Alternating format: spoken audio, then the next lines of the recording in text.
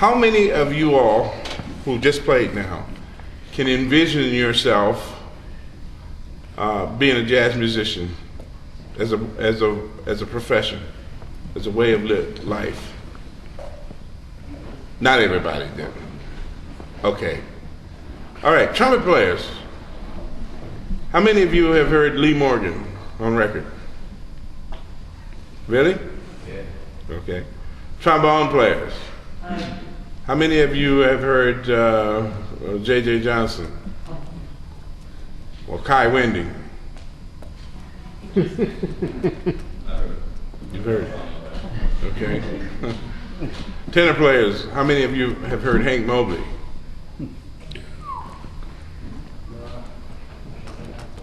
Okay. Alto players, how many of you have heard Sonny Stitt? Not heard of him, but have heard him on records and really listened to him. Okay. The reason that I say this is because, the reason I'm asking these questions, because if you're going to really, really learn to play this music, you got to listen to the right guys. And you got to listen to the important people who have played this music. And that's a real important part of your growth process, your progress. You gotta get the recordings and listen to these people. That's how you learn. That's how you learn to play this music. And for all of you who took solos just now, thank you very much. But what you have to realize is that this is a language that you're playing. You have to learn the language, the syntax of the language, just like you do in English or any other language you're learning. There's a syntax in it involved. You know, you have to learn how to put sentences and phrases together. Okay? And there's a whole concept to that.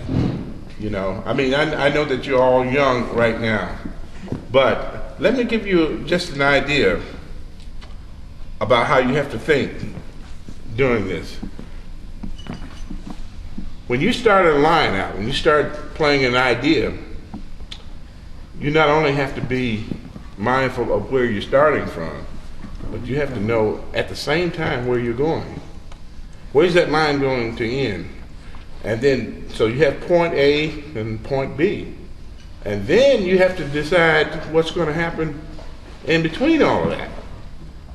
So when you start a line, you know, it should be logical.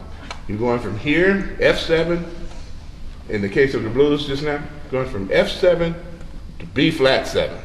How are you going to get to B flat 7? You got to resolve that. And there's all of this in between there. And that's what makes up the language.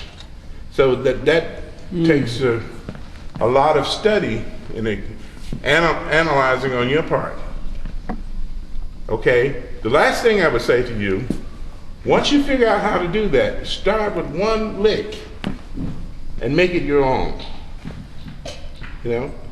Get one idea first and learn it through the keys, learn how to phrase it, and then all the right notes, make it your own. So when you play that lick, everybody says, wow, he played that like he meant it.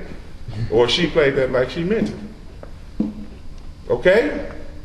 So if you keep thinking about those things, then you'll go far.